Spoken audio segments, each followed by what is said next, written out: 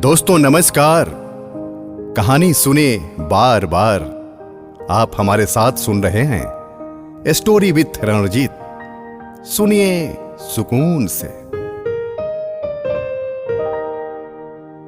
दोस्तों आज मैं सुनाऊंगा पंचतंत्र की कहानियां। पंचतंत्र नीति, कथा और कहानियों का संग्रह है जिसके मशहूर भारतीय रचयिता आचार्य विष्णु शर्मा हैं।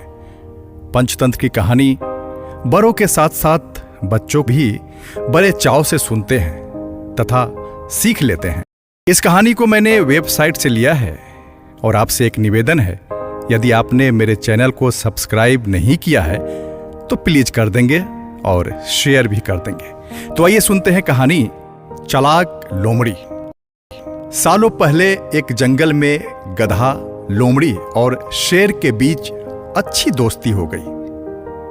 तीनों ने एक दिन बैठकर साथ में शिकार करने के बारे में सोचा।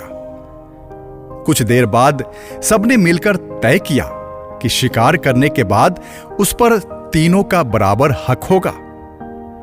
यह फैसला लेने के बाद तीनों दोस्त शिकार के लिए जानवर की तलाश में जंगल की ओर निकल पड़े। कुछ ही दूरी पर उन तीनों को जंगल में हिरन दिखा। एकदम तीनों ने हिरन पर झपट्टा मारने की कोशिश की। उसे देखते ही वो तेजी से दौड़ने लगा। दौड़ते दौड़ते थककर हिरन कुछ देर के लिए रुक गया। तभी मौका देखकर शेर ने हिरन का शिकार कर लिया। गधा, लोमड़ी और शेर तीनों काफी खुश हो गए। मरे हुए हिरन के 3 हिस्से करने के लिए शेर ने अपने दोस्त गधे को कहा। जैसा पहले तय हुआ था उसी हिसाब से गधे ने शिकार को 3 बराबर हिस्सों में बांट दिया। यह देखकर शेर को बिल्कुल अच्छा नहीं लगा। वो गुस्से में जोर जोर से दहाड़े मारने लगा। दहाड़ते दहाड़ते शेर ने गधे पर हमला करके उसे अपने दांतों और पंजों की मदद से 2 हिस्से में बांट दिया। लोमड़ी यह सब होते हुए देख ही रही थी। तभी शेर ने एकदम से लोमड़ी को कहा, चलो दोस्त, अब तुम इस शिकार का अपना हिस्सा ले लो। लोमड़ी चालाक और समझदार दोनों ही थी। उसने बड़ी ही अक्लमंदी के साथ हिरन के शिकार का 3/4 हिस्सा शेर को दे दिया और खुद के लिए 1/4 हिस्सा ही बचाया।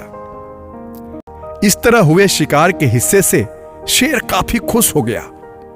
उसने हंसते हुए लोमड़ी से कहा, अरे वाह, तुमने एकदम मेरे मन का काम किया है। तुम्हारा दिमाग काफी तेज है। इतना कहते ही शेर ने लोमड़ी से पूछा, तुम इतनी समझदार कैसे हो? तुम्हें कैसे पता चला कि मैं क्या चाहता हूं?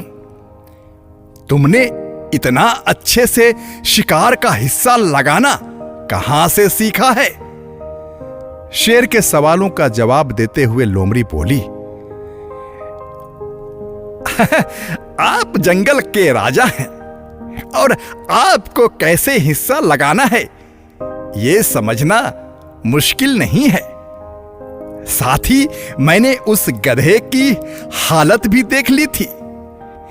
उसके साथ जो कुछ भी हुआ उससे सीख लेते हुए मैंने अपनी समझदारी दिखाई है।